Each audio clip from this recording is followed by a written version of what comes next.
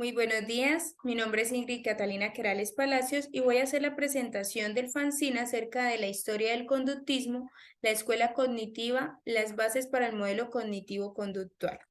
Inicialmente encontramos el prólogo en el cual se hace una introducción a cada uno de los temas que se van a trabajar a lo largo del fanzine, donde se resalta que la historia de la psicología ha tenido avances significativos en medio de su evolución hasta la actualidad y han sido considerables los aportes tanto del modelo cognitivo como del modelo conductual y de la unión de estos dos modelos en el tratamiento de diferentes situaciones de tipo psicológico a lo largo de la historia.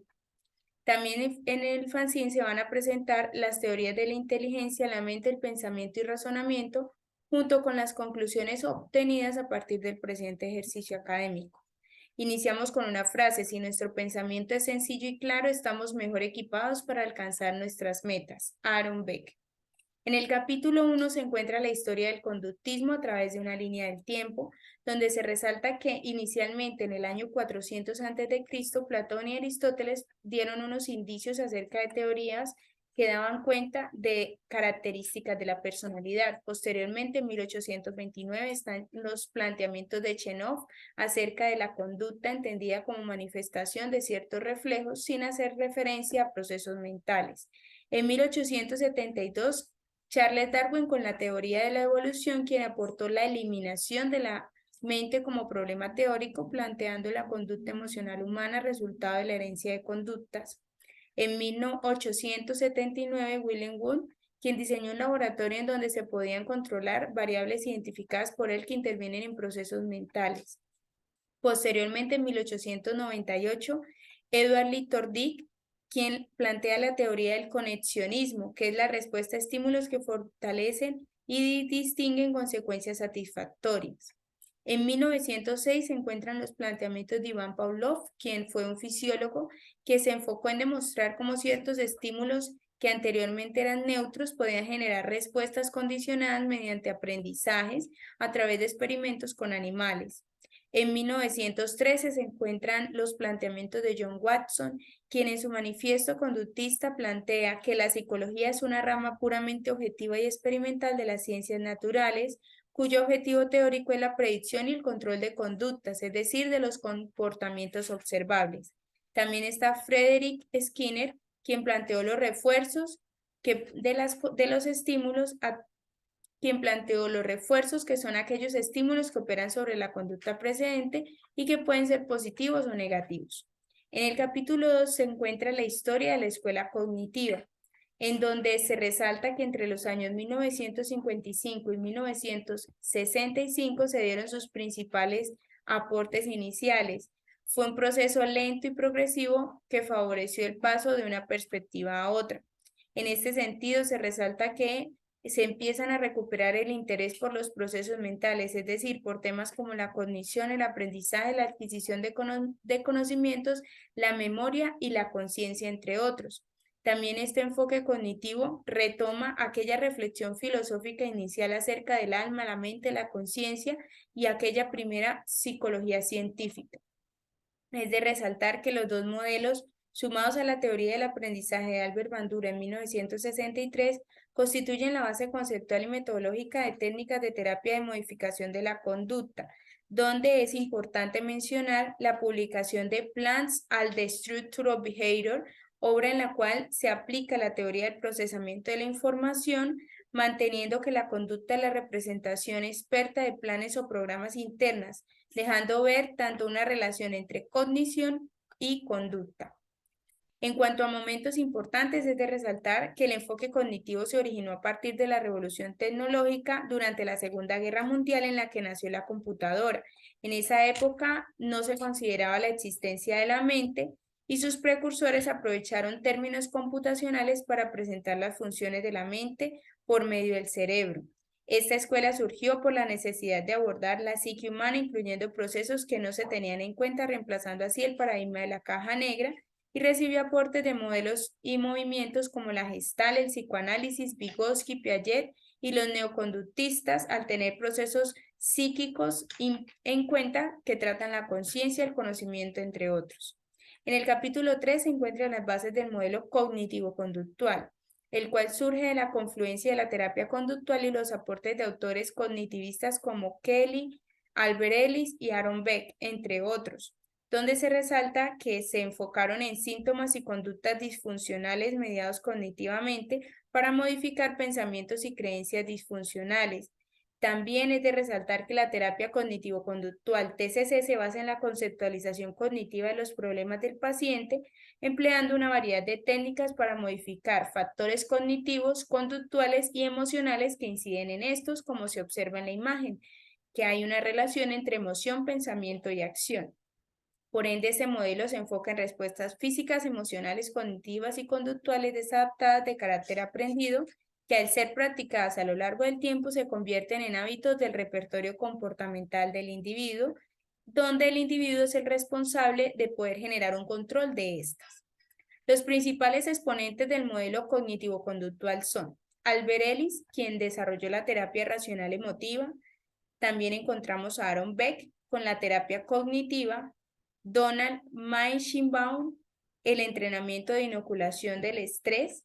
también la reestructuración racional sistemática de Goldfried, el entrenamiento de manejo de ansiedad de Swing y Richardson, cuyo objetivo es enseñar la relajación, la terapia racional de la conducta de Maxi Mosby, la terapia de resolución de problemas de Zurilla, Goldfried y Nesu, y la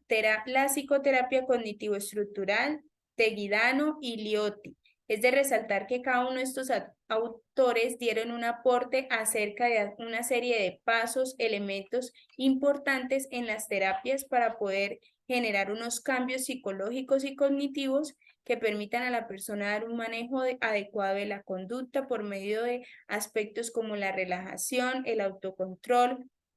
el manejo del estrés, de la ansiedad, la atención de situaciones como depresión, obsesiones, compulsiones, anorexia, agorafobia, entre otros. En el capítulo 4, las teorías de la inteligencia, la mente, del pensamiento y el razonamiento,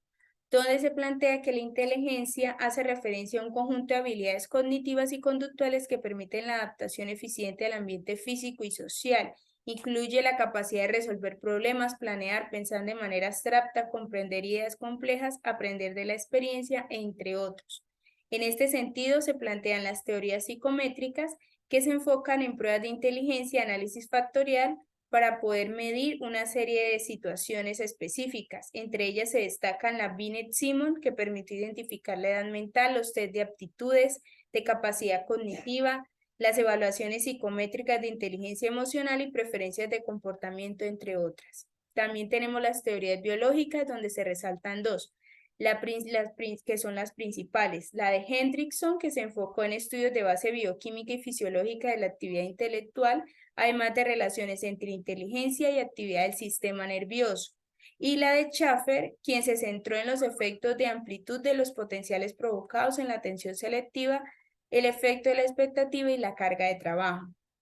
En cuanto a las teorías del desarrollo, el desarrollo cognitivo hace referencia a las transformaciones que se dan en el transcurso de la vida y se enfoca en utilizar la resolución de problemas en situaciones prácticas de la vida cotidiana. Estas teorías son principalmente la psicología genética de Piaget, que se enfoca en mostrar la génesis estructural y secuencial del desarrollo mental desde el recién nacido hasta procesos conscientes y de comportamiento regulado y hábil que surgen con la edad.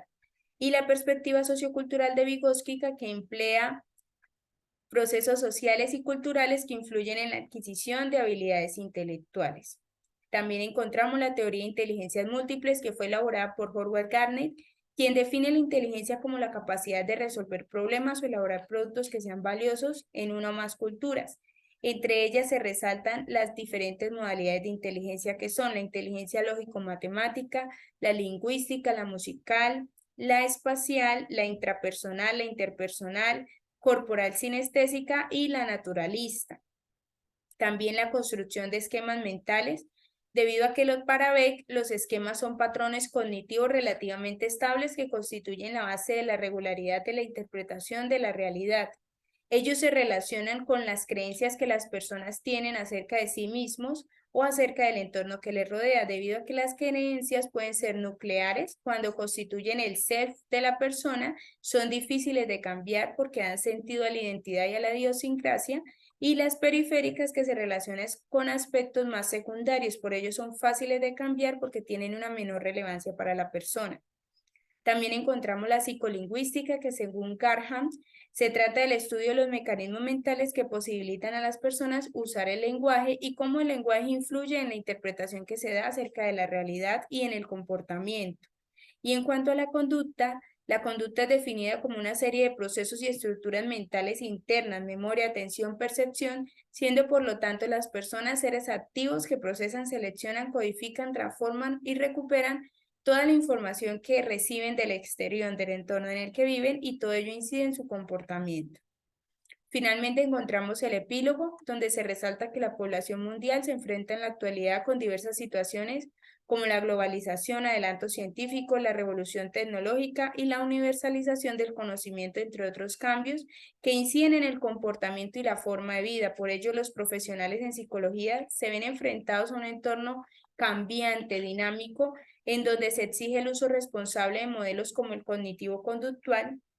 de manera que se pueda llevar a cabo un acompañamiento de personas para su razonamiento y conductas que les permita su adaptación y avance en la forma de asumir la vida, el entorno, enfrentando asertivamente retos propios de la sociedad actual. Finalizamos con una frase: toda persona tiene capacidad para cambiarse a sí misma, de Albert Ellis. Estas son las referencias bibliográficas que fueron utilizadas a lo largo del desarrollo del presente fanzine. Muchas gracias.